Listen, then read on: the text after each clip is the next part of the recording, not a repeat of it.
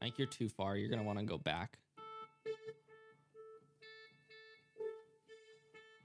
You just tell me when to stop. There. Go back. No. Yeah. Play us then, Levi. Mm-hmm. Play us then. Play us a little.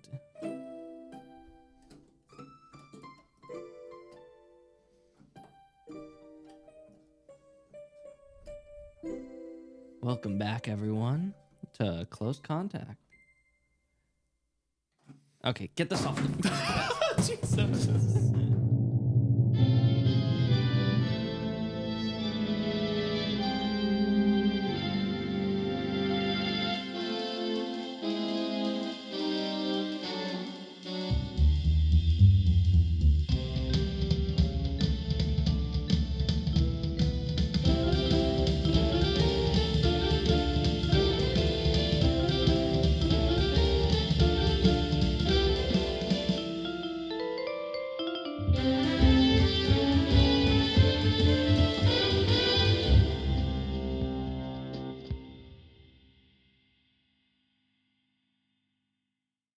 Can we talk about, please, how Futurama stole from us?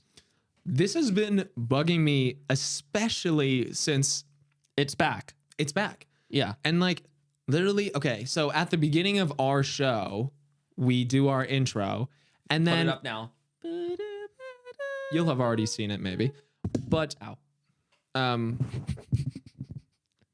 but one of the little things we do, just because we want to go the extra mile, is we put a one-liner joke like right here, just little one thing. And Futurama is back, and they are literally literally stole they it. literally stole the idea. Put up Like, a couple up there. Like, put up a Futurama thing. it pisses me off. It kills me. I'm like, what don't you have? You have everything. You have fans. You have a real network. We have nothing. And to take from us, Exactly. From up and coming content creators, it's literally to be just stealing our idea, our jokes. it just comes Like, back to the it's whole disgusting. thing. Every modern media is literally just taking from others. Exactly. It's so bad. The cable television overlords Matt Streaming. graining. Matt G, Matty G. Matty G. Whoa. How about that, Matty? Yeah. Do you think Matt Groening listens to this? Yeah. Jordan and I actually both love Futurama. We love it so. That was we stole it. We stole it. We did steal that. We did definitely steal that. It was obviously. before we knew they were coming back. Yes, in fairness, we had that It was idea before we knew that they were gonna. We thought that we were stealing from a dead TV show. We were like, we're bringing it back, and then they're like, no, we're actually back. As and we're like, oh, Futurama shit. loves to do, it did not die. It decided it was coming back again. Oh man, Futurama was one of the first shows I ever watched as a kid. Really? Yeah, when I was a kid, me and my siblings, we would switch between literally every single day. We would either be watching The Simpsons or we would be watching Futurama. Yeah. So I know like the first 4 seasons up until like season, I want to say, even the movies, the direct DVD movies like Bender's Big Score. Oh, dude, I love the Futurama movies. I got Bender's Big Score for Christmas when I was 8. And it oh is my god, one of the best like Christmases I can remember. Is that the one where Fry has Bender tattooed on his ass? Yeah, and they go back in time travel. It is the best of the movies. Let's be the honest best here. one. But It is the best movie. number 1, put our rankings Close up. Contact Cinema rankings. When did you start watching Futurama? I don't know. Actually, I think my sister started watching it first, and then I tagged along. I never really watched a lot of TV, and I still don't. So it's just Insane. I don't know how. Thing. How do you not? Where do you get your comedic style then from? Okay, this is actually interesting. Probably my 4chan.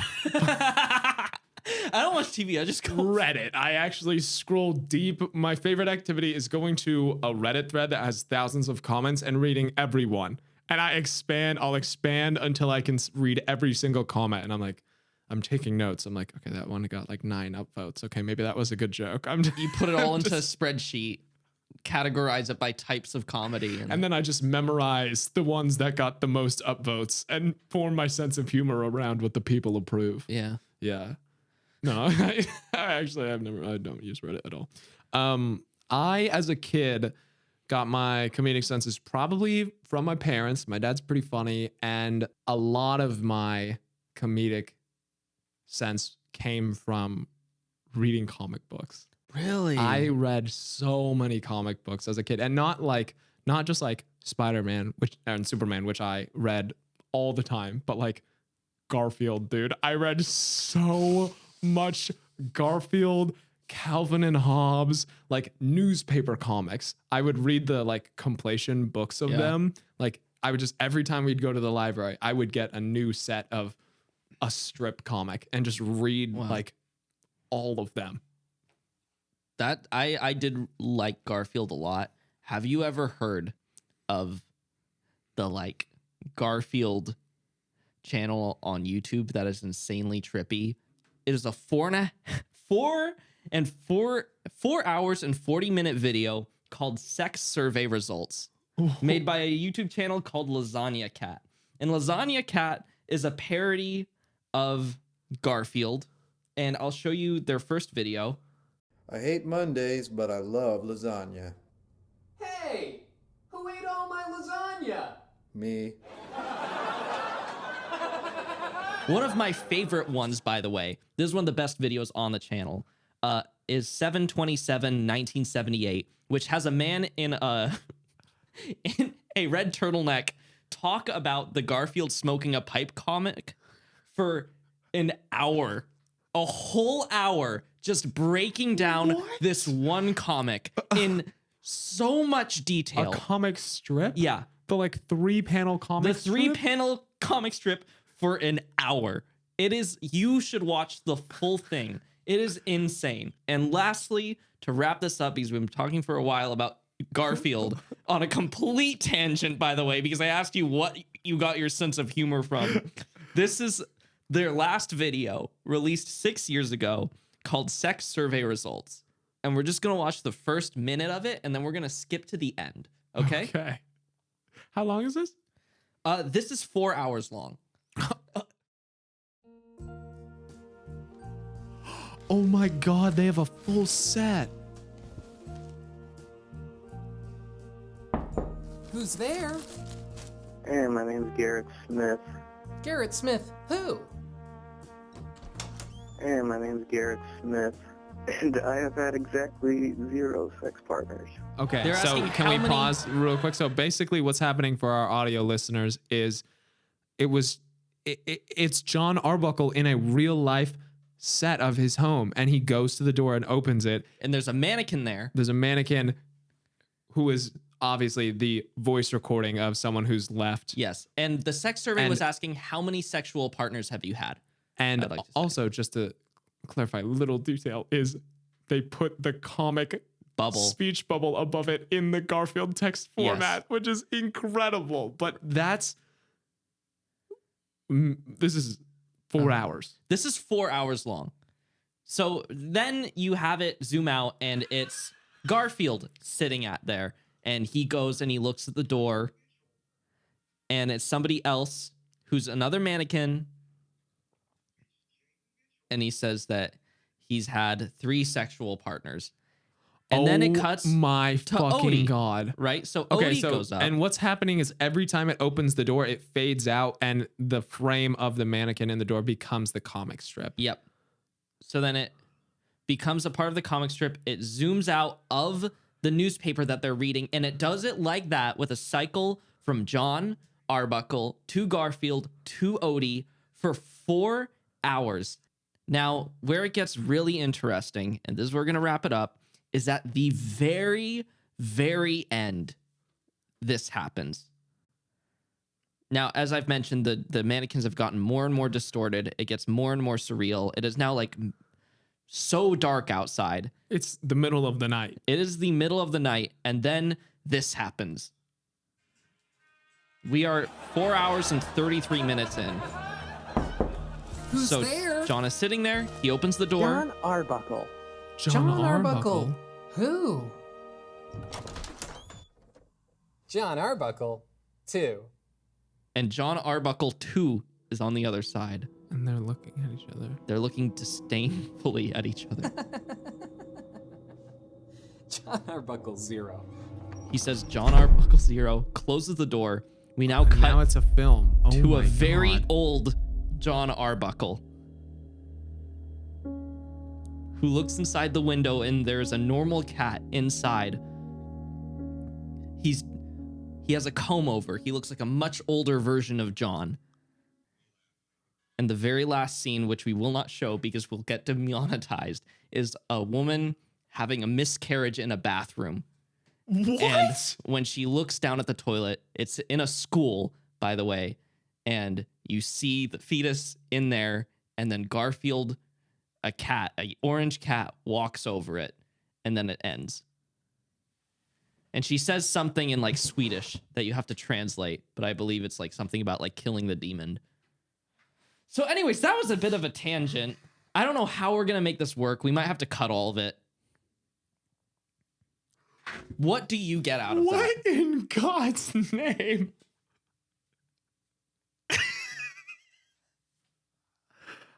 I like. What do you think? What do you think? What does it mean to you?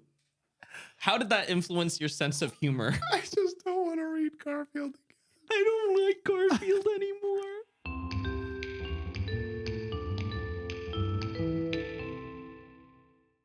I have a thing to chat about. What's up? So I didn't bring this up in the last podcast because we just kind of got carried away. But on my San Francisco trip, or San Diego trip, sorry, Diego-san, my Diego-san trip, I was reminded how much I hate Snapchat. Why is that? I hate Snapchat so deeply. And I was reminded because the people in front of me were using Snapchat, and it was just this guy, and he opened up his phone and was on Snapchat, and he just did this, which some of you have been brainwashed into thinking what I'm about to describe is normal human behavior. But he opened it up, and just as you do, he just opened a snap. And it was a picture of a guy, and he was just looking at the camera. Like that. Yeah. And then double tap to reply, and he took a picture of himself Just looking staring at the camera, and then he sent it. And then he repeated that action 20 to 30 times over and over. Proving to people that you're alive? Like, what It's is like, this? well, the streaks thing still exists. Oh, streaks. And it's just like, it's so sad. it just kills me because like what also the form of communication that is Snapchat, that's literally just like, why do you have to send a picture to somebody? Why is that a mode of communication? What does anyone get out of you taking a picture of yourself looking entirely disinterested and sending it directly to You them? gotta keep up the streaks. It is so streaks. God. I never understood streaks. I knew people who kept up streaks with everyone, and they would get freaked out when the streak was gonna break. So I would start a streak with someone, I wouldn't even notice it, and they'd be like, "Yeah, our streak is gonna break. die." I was like, "Oh, okay. I guess I'll send a photo." And I send a photo, and then I Just want me die. to die. I just want it to end. It's- Here's yeah. the thing. Well, the Be Real app now is kind of like the new version of Which that. is where really like, funny because I've seen people be so fake on the it's Be Real. so okay. Here's the thing. I used to have Be Real, and then I stopped using it because the thing is, I'm just someone who like, I don't want to just like take a picture of myself and put it on the internet. I agree. To do it. What Like, are you doing right now? But this is like, we're being silly. We're creating Yeah. some like content thing. The whole Be Real thing is like, take a picture of whatever you're doing now, and then you can see what everyone else is doing now. And I'm like, I don't know. It's just like, social media it's not a real thing.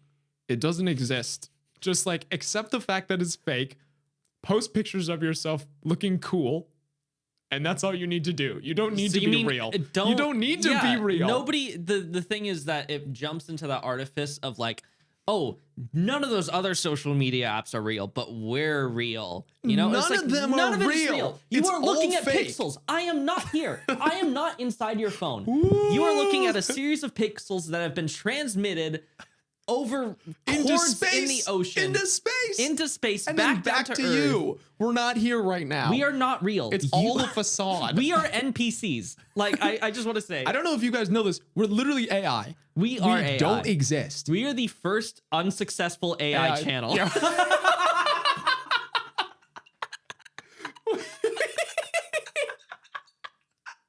breaking records there.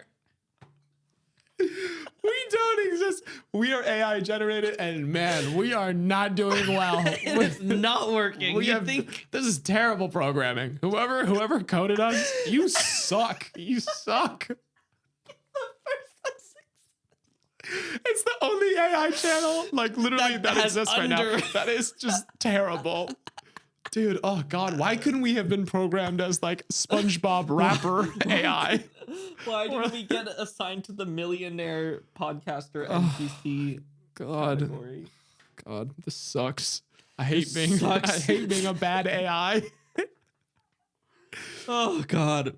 Yeah. Anyways, I hate Snapchat. It's all fake. I actually had Be Real for a second, and I just did like I like being in other people's Be Reals because then I can just like be goofy and I don't feel the pressure to like do it every day. The only Be Reals that I've done, I did one when I was on a trip with my friends, and they like posted every day, and I like created a storyline that was like me like murdering all of my other friends on the trip. So like every day they would take a picture and I'd be stabbing someone else. So that was fun. And I did do one.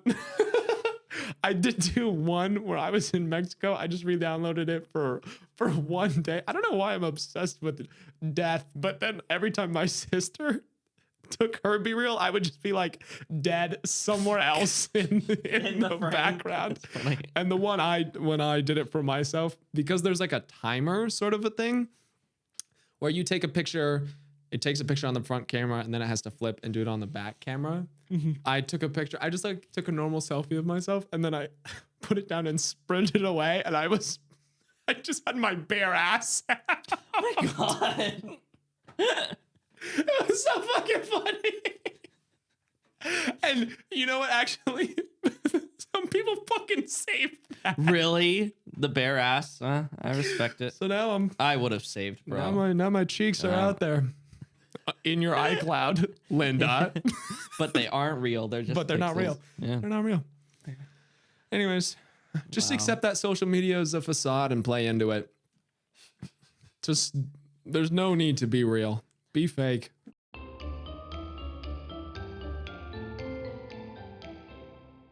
I think it's time for Jordan's History Corner. Woo! This is like the most education I've received in months. This is the most you've had to pay attention to education. Okay. All right. What Today, is on the agenda? Did you see what this one was? No. It's not Elvis, is it? It is the George H.W. Bush vomiting incident. Have you heard about this? I have not. Okay, this is great. This is great because there's some things that I'm like worried you'll know about. No, I but won't. The fact that you know nothing about history means this will be so much easier. Yeah, no, I know nothing about history, really. Like, really, I don't. Notes. So I'm going to tell you about the incident, and then we're going to watch the video. So this happened in 1992.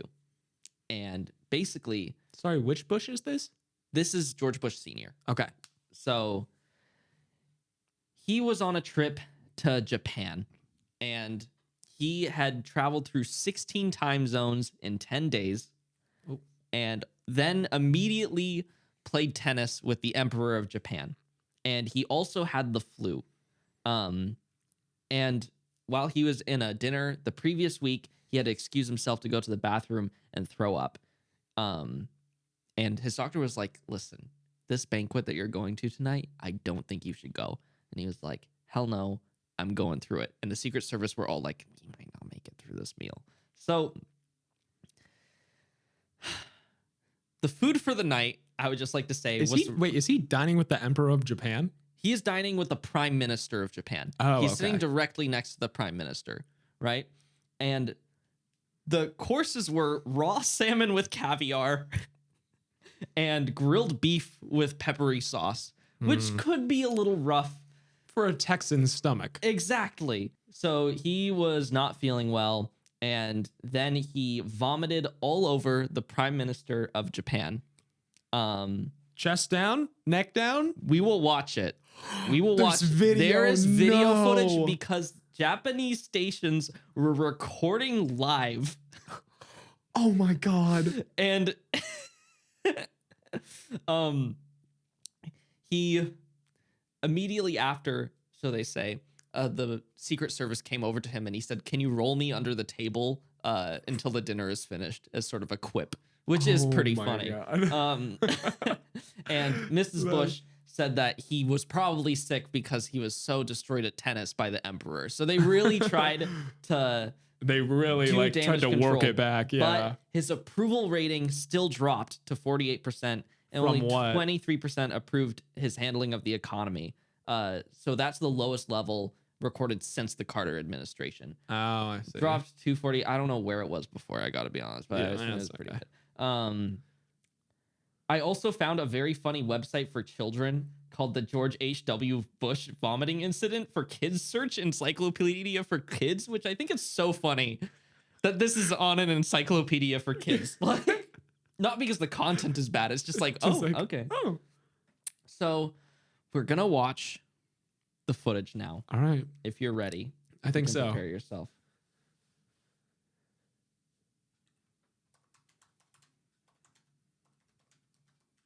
The suspense.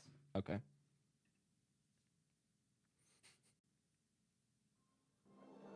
So you can see him there. Oh my God. That's a lot of vomit. Can we get a slow motion replay on that? Also, just to clarify for our audio listeners, if you haven't seen this video, oh, poor dude. Well, just to clarify, he doesn't do the like turn and vomit on the emperor. No, it's he like- literally just like starts falling apart And like then just vomit just vomits falls. straight down on himself, and then full stream. falls into The the lap. prime minister's lap and just keeps going. It's so. You see, everyone's looking at him like, Oh no. So, poor prime minister. Everybody freaks out, you know. God. And he recovered fine from it, unfortunately. Damn, no long-term damage. And this is just a funny side story to wrap it all up. Shortly after the incident, an Idaho man named James Edward Smith called CNN and pretended to be his physician and then said that he died. And a CNN employee entered the information into a computer used by both CNN and its sister network, CNN Headline News, and they nearly aired it before it could be verified.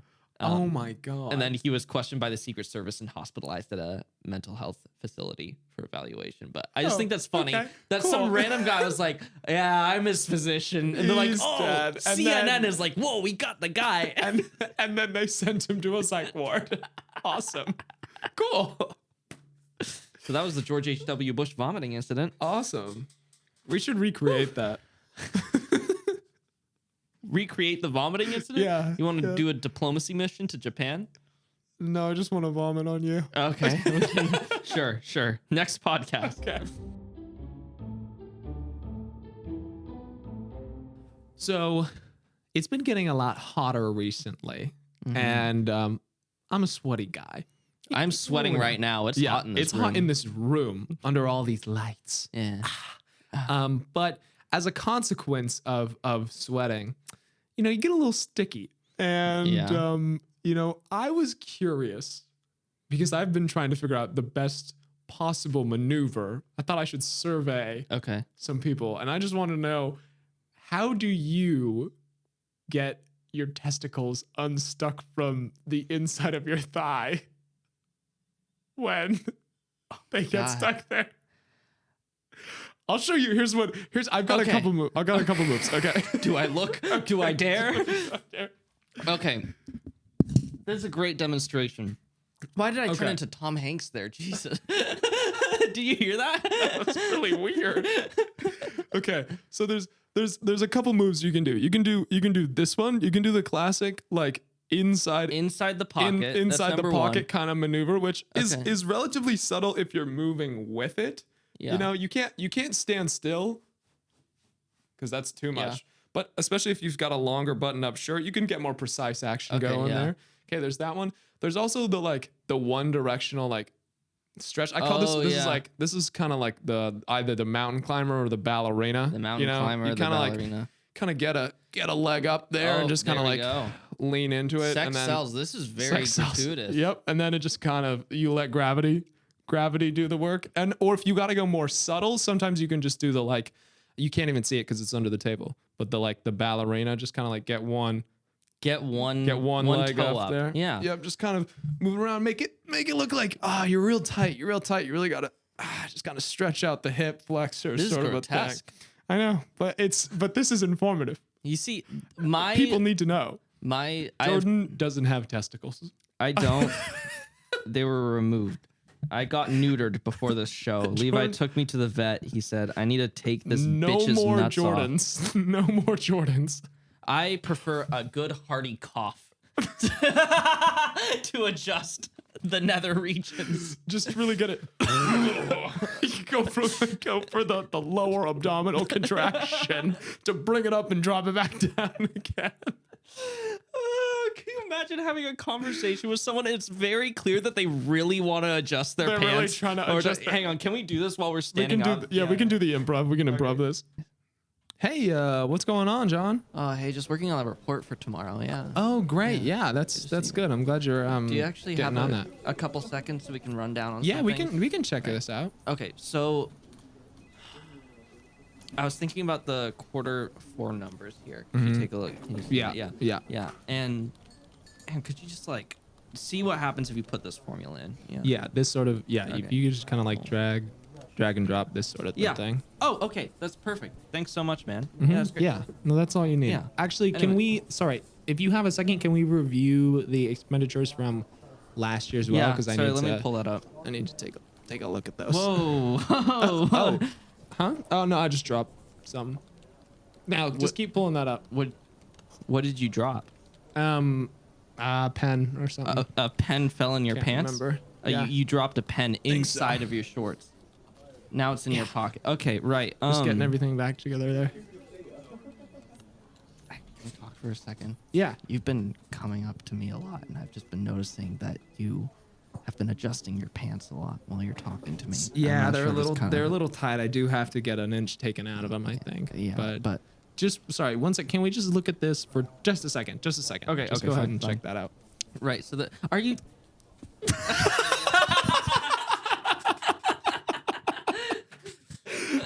I'm looking at you, and I can tell that you want to do it right now. You want to do it?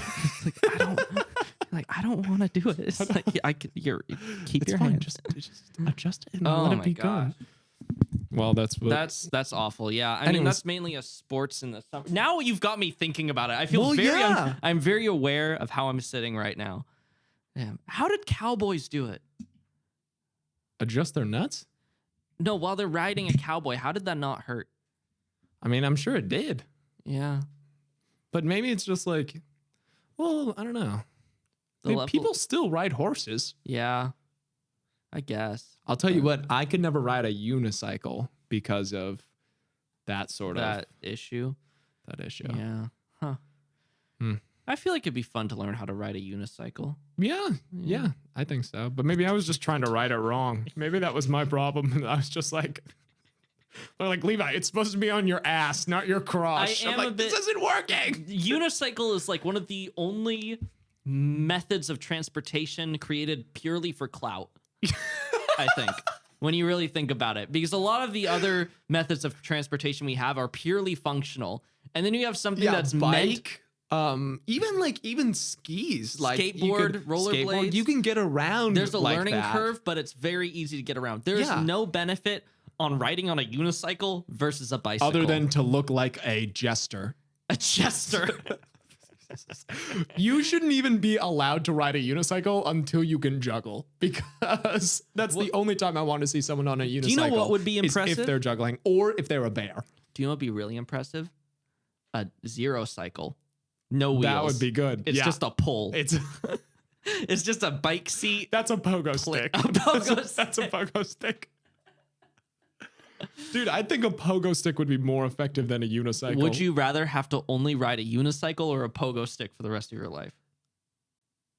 I mean, you have to choose the unicycle. Like you can't pogo stick. Like, Can you can't imagine pogo stick ever. rolling up to a date on a pogo stick? Pogo stick. Can you, Holy shit, that can would you be put me so just, funny. Can you just crop out my legs like as much as you can? Oh shit, you can't see. I'm pogo sticking everywhere. I'm just crop out from the table.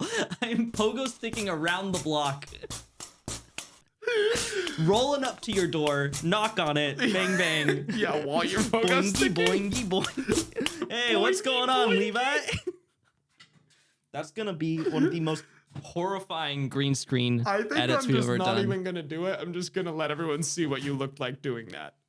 You know, I actually, I used to be like really into pogo sticking. What does that even mean? When I was What, like a did you have kid, that was like, I just like, I don't know. When I was like, I guess I don't even know what age I was, but elementary school, my parents got me a pogo stick, and like, I would just go outside on the patio and just try to like pogo You see, stick as I long was- as possible. I got to over 1,000 once. Whoa. But the record, I thought I was like getting Are you towards sure- the world record, and it's like tens of thousands. Are you like, sure you just couldn't count and did 10?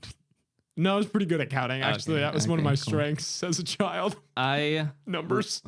loved pogo sticks until I actually tried to ride one, and it did not go well because it's harder than it looks. It is hard, but it's a Yeah. skill. Actually, damn, I wish I had a pogo stick now. You know what? Actually, my pogo stick love ended though because I had mine, and like I eventually like I did it for so many years that like once I started getting older and bigger, and it just like wouldn't work anymore because I was like too heavy, and I would like hit the bottom of it. Oh. So my parents got me like a real pogo stick like for adults, but I was still too young to like really use that one. Mhm. So I like just had to stop because that one was like made for like men, and I was I like see. probably like 12 or something. I'm so- sorry. So you just had to put on a lot of weight Yeah, basically. to be able to ride that. Yeah, that's why I Man. didn't come here in a pogo stick today. Is because my parents, you know what? They probably got me that pogo stick on purpose. They were like, that's enough. Like to crush your to dreams. crush my dreams. I always wonder, like, people who have the world record to doing the pogo stick the most times, like, who decides to do that? Who's wakes up one day is like, I just need to achieve something. I just need to be in a book somewhere. For I don't know. doing Maybe you something. just like maybe you already love doing something, and it like just comes naturally. Like if I had kept doing, I feel like if I had kept doing pogo sticks, it wouldn't have been crazy for me to be like, maybe I'll try to do it. Like maybe I'll see how long I could do it for. But I feel like yeah, it really does become like, especially now for Guinness World Records, it's not like oh wow, I did it for like 3 hours. It's like I pogo sticked for 48 hours and got no sleep or nutrients, and like I was delirious after hour 9. Like yeah, it's they just, have like a pump putting food into their yeah, throat, exactly. like- The Guinness World Records, now that like it's gotten more popular, I feel like are way more intense Yeah. than like what they used to be. I don't know. We could probably get on there for how long do you think is the longest single podcast episode? Dude, it's Ever. probably like We'll find this out. many days. It's probably many days. And what do you think they would talk about for that long though? I can't imagine. Probably history. That's the only thing that lasts that long in conversation. Or maybe they would just react to content. Apparently it is 12 hours. Dude, we could podcast for longer than 12 hours. We could We definitely would hate each other after hour 3, but we could keep going. We would have an arc. Interesting. We would have an arc. We would have an arc. We would have a full like character Like ego death. we would have developed characters. They would have their ego death. We would we would resurrect them. We would trade characters. Yeah. yeah. Oh, Wow. man.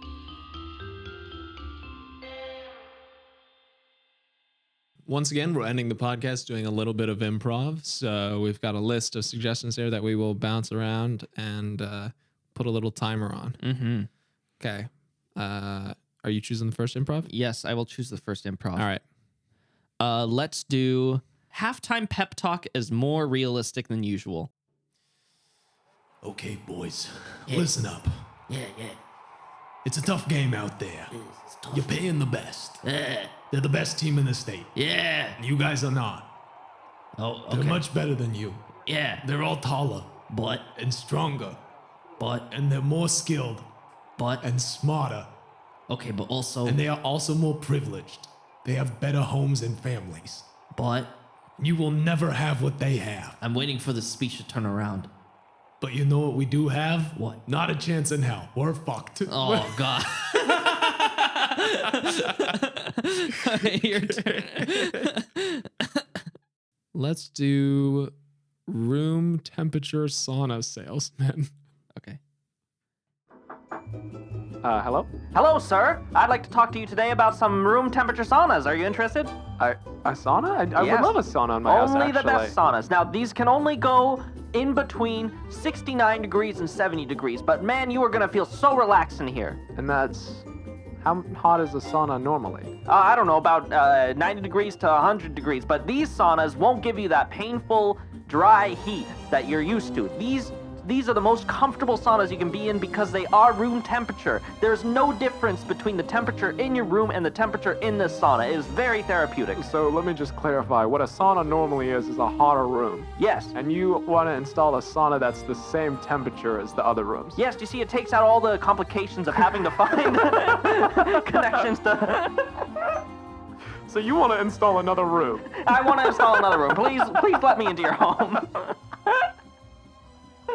All right, next. Please let me into your home. Okay, that's great. I want to do horror podcast with happy ad breaks. Okay. On this episode of Death by the Watchtower, We learn of the story of the Amberson girls. the Amberson girls were all brutally murdered in 1965 by an unknown man, brutalized and had their intestines ripped out. Their bodies were found scattered among the lakes. But first, this episode is sponsored by Cereal Go. Cereal Go is the best way to get your cereal fix on the move. There are 8 grams of protein in every box. And that's more than a woman's intestines for sure. Anyways, back to the girls. I watch a lot of horror podcasts, and they always do that. They always There's do. one in specific who is sponsored by cereal. He's really, really good. But then, like, it'll be talking about, like, one of the most darkest things I've ever heard is, like, get wish spoon. It's like, okay. Like, I guess you got to do that. It just sucks for some. Yeah, I mean, what are you gonna do? Yeah, who is he gonna be sponsored by? Yeah, Like, exactly. Like, the murderer. Murder Inc. All right. Uber driver really wants the passenger to think he is a self-driving car. Let's go. I'll walk into the Uber. Okay. Hey, Jordan. Yeah, yep, Jordan? that's for Jordan. Hey, how are you doing today, Jordan? Good, good. Nice car. Thanks so much. Actually, self-driving. Really? I didn't know they make Audis that are self-driving. Yeah, it's a new feature. Are you gonna put your hands on the wheel? Don't need to. Jesus Christ! Did you just hit something? No, the AI would never make that mistake. What do you mean it's Hey, the what AI? is that over there? What the hell? Oh my God! Oh. Looks like I just had to correct the AI real quick. What do you mean you had to correct the AI? Okay, going forward. Are you sure this is? Are you sure this is a self-driving car? I'm hoping we veer left here because I think your really exit is doubting. coming I'm up. really starting to doubt this. Can I get out here? That's a really good idea. I'd love to do that sketch if we don't do the improv. Okay. Let's do. Motivational speaker might be exaggerating the challenges he has overcome. I'd like to talk to you about the adversity I've faced in my life. Right now, thank you for having me on this show. Of course, we hired you because you are the best speaker, and you've Yes. literally climbed mountains. Yes, I have climbed both Mount Everest, and several other Mount Rainier. But the most adversity I have ever faced was in 1954. I was actually the Lindbergh baby. So when I was taken away from my father, it was really hard on me. And then when my mother, Right. Amelia Earhart, crashed into the ocean, it just really put a strain on myself as an orphan. You're looking at me like you don't believe me. No, I think you're looking at me like that's so great. That's so great. Stupid. Okay. Oh God. Okay. I think that's about all we have time for. Yeah, unless we but feel like thank doing you one more. so much for watching once again. We've been Garfield. And I've been John Arbuckle Zero. Okay, bye everyone. Bye.